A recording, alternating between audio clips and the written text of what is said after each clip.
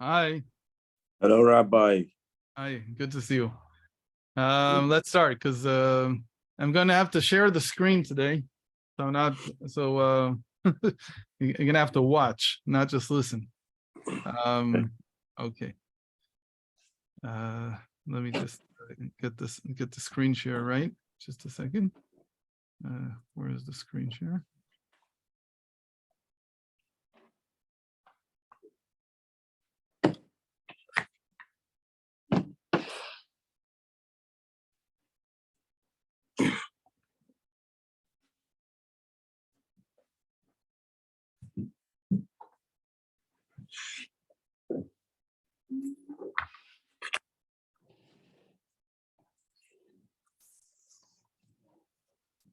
Okay.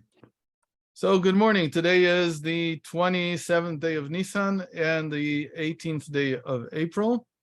And we said that we were going to take another look at the beginning of Parshat Tazria with the woman, as it says, when the woman inseminates first or emits seed first, then the result is a male fetus.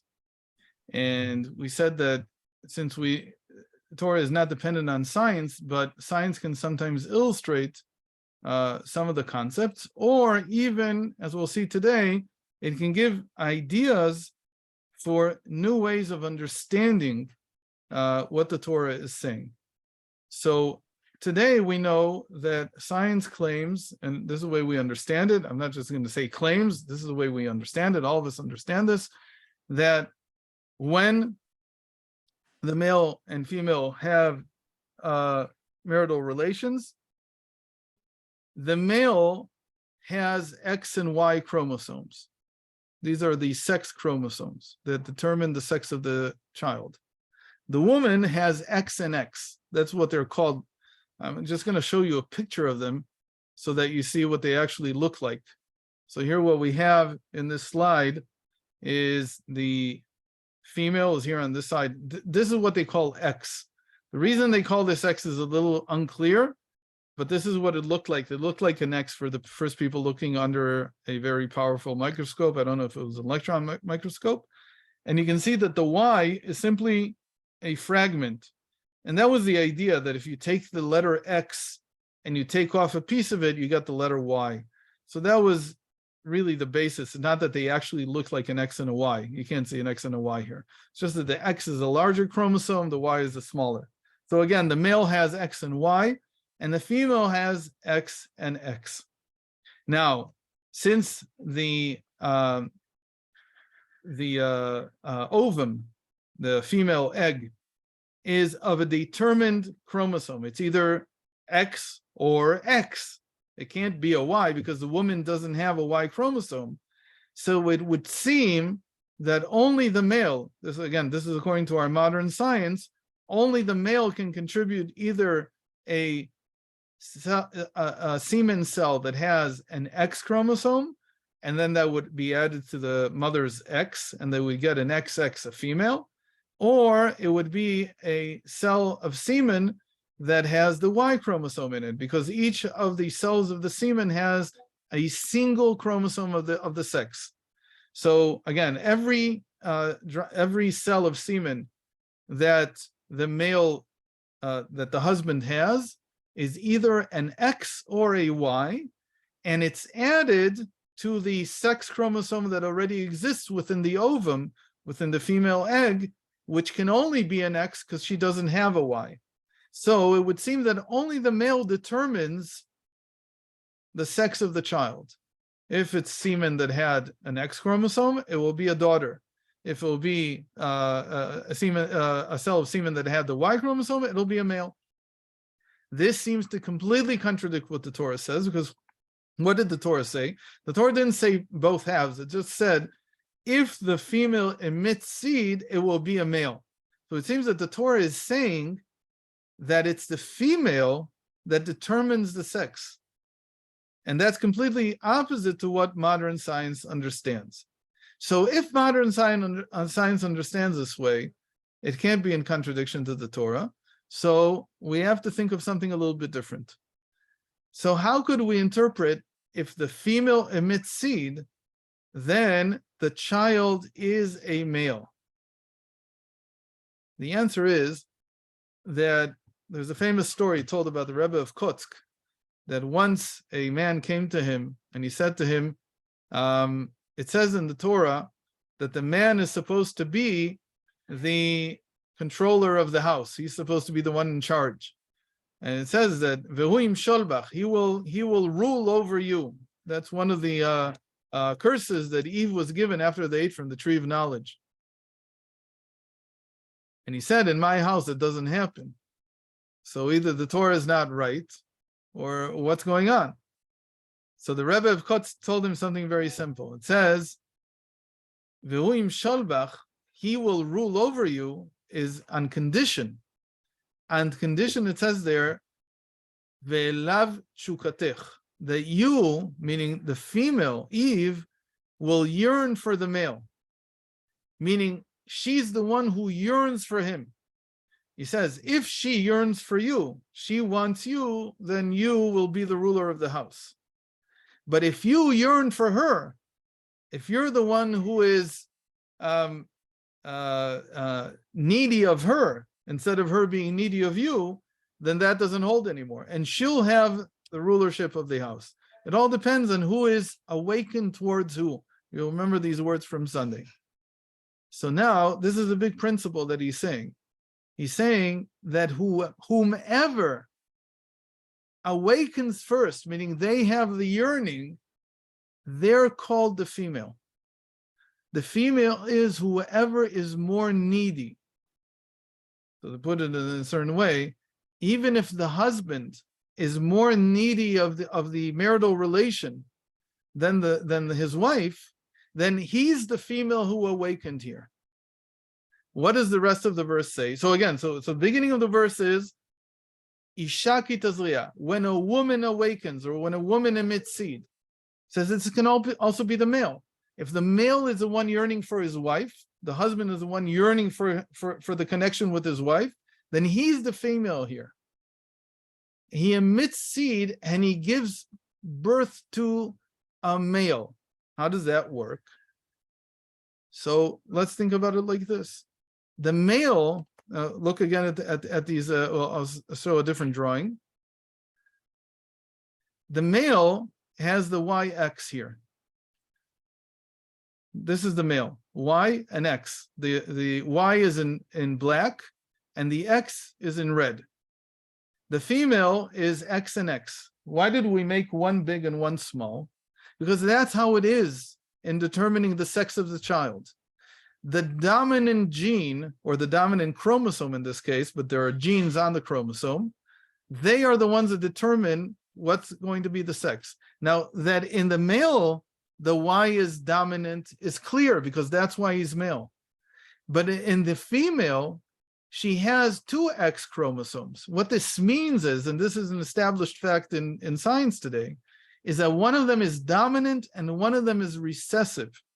In other words, women have two X chromosomes, but only one of them is active. The other one is termed inactive. This used to be the classical picture. Since then, since the 80s, this has changed.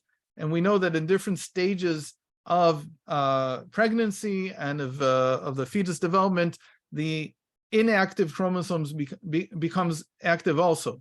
But in general, going through her life, the woman's dominant X chromosome is the only one that is active in her life, and the inactive one is like recessive. It's like okay. So now let's think what happens if the male is acting like a female. Then what is being emitted from him? His female seed. He's acting like a female. So what's his female seed? His female seed is the recessive. Am I saying this right? Hold on. Right. His female seed is the red X here, which doesn't apply in his. It's not active in his life because he's male. But that's what comes out. That's the idea, that he's giving his female side. If he's giving his female side, the woman can only give either the dominant X or the recessive X, the active X or the inactive X. So what's going to be the result? The result will be XX. He gave, this should actually be in red to make it more clear. Let me try to do that right now. So this should be in red. This is actually this came from the male, this recessive X. And it now joined with either the recessive X or the dominant X from the woman. So the result is a girl because both of them gave X. Now, but what happens if the female awakens first? The female is now acting like a female. The woman, the wife, is awakening towards her husband. She's the one yearning for the connection. Then her female side comes out. What's that? That's the recessive X that she has, the black X. Can't get it. Maybe now I'll get it. This one. That's what comes out. Since it's recessive, it will latch onto the dominant chromosome in the male, and the result will be a YX like this. And so if the female awakens first, she gives birth to a son, just like the verse says. So again, what do we do now? We took the verse and we interpreted it according to what the Rebbe of Kotsk said, that the one who's awakening, the one who's yearning for the other, is the female. And this can be the husband or the wife. It can be either of them.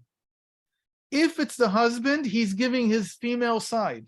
His female side is his recessive gene or his recessive chromosome, which is the X in him. And because he's giving the X, just like science says today, it doesn't matter what the ovum is going to be, what his wife has in her womb, it will be a daughter.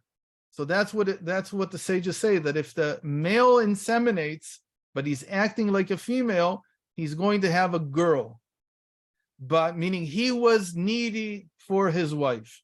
But if it's the other way around, that it's the woman who awakens, she gives off her female side, her feminine side, which is a recessive X gene, and that connects to a dominant Y gene in the husband. It's like it even draws in the semen that has a dominant Y. This can be checked actually in a laboratory. That if it's the recessive, I'm not aware that it's ever been checked. If it's the recessive X gene that is in the ovum, in the womb, it will draw the dominant Y semen from the husband. And the result will be a male, just like the verse says, that if if a woman inseminates first, then the result is a male. If the man inseminates first, the result is a female. And here we explain the one who inseminates first is called the female here, meaning he's giving off, or she's giving off their feminine side, the recessive chromosome. So I hope this is clear. But this is an interesting way that Rav Ginsburg taught about how to think about this ancient statement from the sages, that if the man inseminates first, it's a girl. If the woman inseminates first, it's a boy, and how to explain it according even to modern science. But what modern science has taught us, that we can look at feminine qualities as the one who has more need. And that again is from what was said to Eve. You will have need for your husband, and because of that, he will rule over you. So I hope this is clear. If not, you can go back and review it when I put it on YouTube. So have a wonderful day, everyone. We have to review it, but Okay. Thank you. Have a great day. But Rabbi, they are doing it in the labs nowadays, where they take these two to make when someone wants to have a child. Yes, They are right. are I doing- don't know what the procedure is. It would be interesting to see what they do, like how they ensure that this is what's going to happen. But they are insuring it because the people are spending thousands and Yeah, thousands. to of make Choose sure dollars. the sex of their Yeah. child. Right, right. Yeah, so they are doing it. Okay. Kultur, Rabbi. All the best. Bye-bye. Bye bye. Thank you. Oh, good morning. Bye, bye.